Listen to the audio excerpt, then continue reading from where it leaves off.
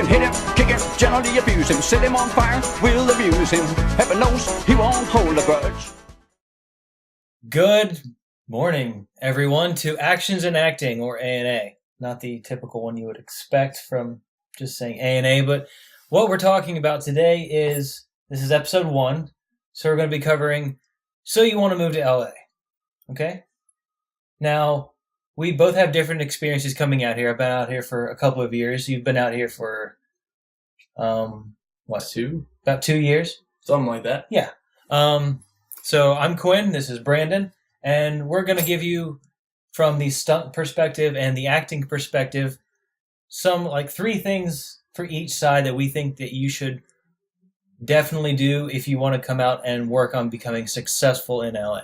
So let's start with the stunt side. What are 3 things that you think are requirements in order to become successful, or in order to get your feet planted in LA and on the right path towards becoming a stunt professional? Requirements, so prerequisites, things that... Right. Okay. Now you can elaborate, but let's try to go for like 3 hard sells. Not really hard sells, but 3 examples. What do you think those would be, or what were they for you? So, number 1, you got to have some kind of skill already. Don't expect to come out here as a stuntman and be a gamer who never goes outside and never does anything active, right? I mean, being a gamer is awesome. I'm a gamer. Yep. He's a gamer. Yep. Right? But you got to have some other skills. You got to have something to fit stunts. So sports, martial arts, military, something that can be applied to the stunt world. You already have to have that skill set.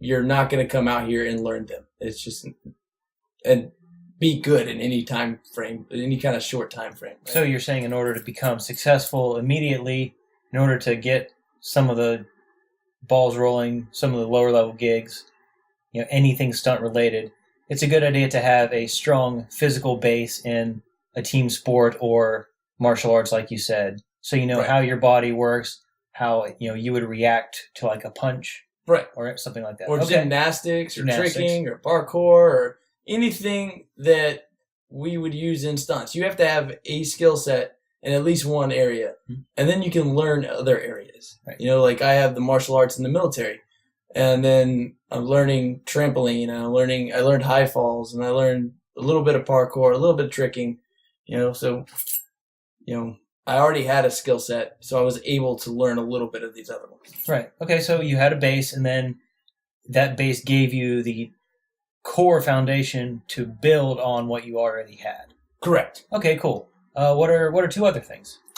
You gotta have a good attitude. If people don't want to work with you, they're not gonna work with you.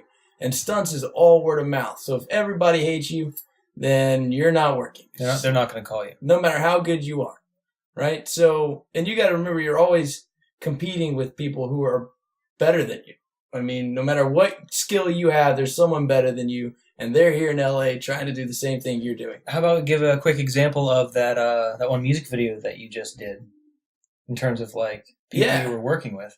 So, I mean, I did a music video where they needed kung fu guys, and there were guys there that were world champion kung fu guys, world champion taekwondo, world champion, and whatever other art they did.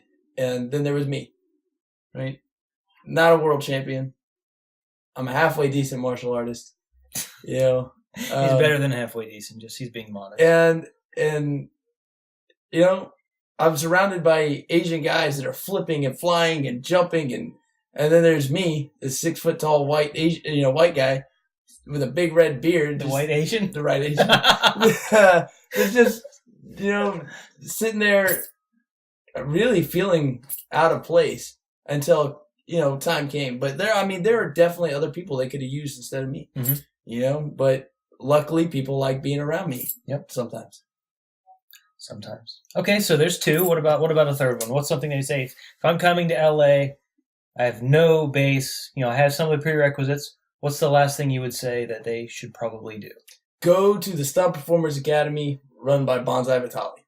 Hands down, one of the best ways to get into the business if you want to be stunts. And Bonsai is an extremely well-known, talented, and capable stunt coordinator. Yeah. I mean, the guy's amazing. I've only met him like 2 or 3 times, and anytime he gives direction or training, and I'm watching him do this, he's just a wealth of knowledge. Yeah, I mean, guy knows his stuff. Mm-hmm. He's been around the business for years and years.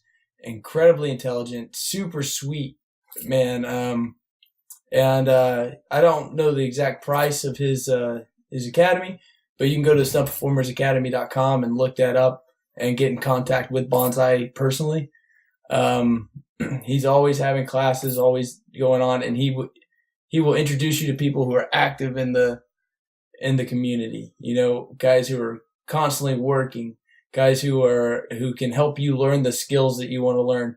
And plus, you're going to learn all the basics of stunts. You're going to learn fighting, high falls, parkour, everything that you could possibly need to know for stunts. Fireburn. But you're not going to learn how to do a fire burn in his course, but you'll learn how to put out fires, which is a big deal. That's one of the most important parts on a fire burn. Right. Because it's the safety, because if you don't put them out, their life is in danger. Yeah. I mean, as a new guy who can say, I've been there and I helped put out a full fire burn. I was safety on a full fire burn. As a, stunt coordinator, that's going to be a good thing for them to look at, because they're like, oh, well, this guy can do that. So that's a big skill set, and all the skill sets, and Bonsai's name carries a lot of weight around here. He's just really well known. Everyone loves him. And you're always a student of his. It's not like, okay, you complete this class and then you're done. It's like you're always, it's a family. We're always going together, hanging out, having cookouts. We're all, we get invited to all the events he wants to do. He lets you know when auditions are coming up, when a hustle's coming up. He's just always, even after you graduate the class, he takes care of you. So the stunt community is very much a sense of, community. Yeah. Everyone's helping each other. Everyone is working to better themselves as well as help someone else better. Yeah. I mean, you're always trying to bring up your friends and get them to work with you. 1, because you enjoy working with them. Right. And 2, because you know their skill sets, right? So that's one of the good sides and bad sides to stunts, right? Is people want to hire their friends because they know what they can do, and they work with them. They work well. So it's harder for new people who haven't made those friends to get work. Right. But once you're in and once you make those friends, they're going to keep wanting to hire you, and then their friends are going to want to hire you. And, that's how you get work. Yeah. I mean, that's kind of like any kind of job. It's like if you own a business, it's going to be about making your customers happy. Right. So it's just kind of like a slightly different mentality from the business world into like the entertainment stunt world. Yeah. I mean, and I'm not saying go around passing out, I mean, I guess you could get jobs like that. Not all of you would get jobs like that, but some of you possibly could. But I'm not saying that, like don't change the way you are, but just be a good person, have fun, be around people, And be good. And I didn't say that. Okay. All right. So we have the stunt side. From the acting perspective, if you're going to come out to LA and you have no experience, like whenever I came out here, I had very little experience. I started late in what I would identify as the appropriate age to really get into acting. But I started off with like a mall talent show just to get some experience. And then I did a couple of like fourth wall, like small theater plays. And then throughout that, I found why I wanted to act, because I found the connection between people the most important thing in my life. Like actually connecting with people through. I'm going to put this out there. Yeah, well. Yeah, okay. So if you're coming out, the 3 things I would recommend are classes. I would highly, highly, highly recommend classes. And even if you're not an actor, I think that everybody can benefit from taking an acting class. Even stunts. Especially stunts. Because stunts, it's, your job is, even though you may not be like the face on the screen, knowing how that energy or what that person is sending you in terms of a punch or the energy of the scene, you need to know how to react to that and how to do it precisely. Right. So for classes, I say I took the Groundlings Basic Core and also took Anthony Mendel's Cold Read class. Both of those I found to be extremely beneficial. I also took Hal Masonberg's Commercial Workshop because there is different techniques for like talking to the camera for a commercial than there is for acting for like a film. Or doing a podcast. So classes. Right. Headshots are mandatory for an actor. And stuntman. I think this stuntmen have 3/4 and we do and a headshot. Yeah, we do a 3/4 body and a normal headshot. Okay. And normally for us, we would have multiple headshots just because we'd have something of us doing something different. Right. Kind of like for actors, you'd have if you're doing like commercial based stuff, and this is just in my experience so far, you could have like a policeman. You could have a fireman, something to say, hey, if I'm dressed up like this, I'm able to play this type of character. I see that happen a lot. So you dress up like the YMCA guys. Yeah.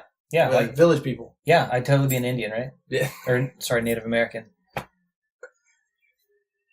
Yeah. Right. Okay. So classes, headshots, and the last one, I would have to just say it's, at the end of the day, it is about who you know. Yep.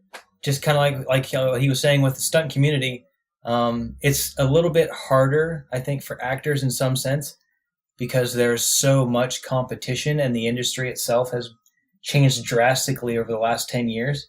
Like commercials, like non-union commercials used to be the bread and butter for non-union actors until they got their vouchers for SAG. Right. And then they could go SAG, and then you'd start seeing them in the TV shows and films and stuff.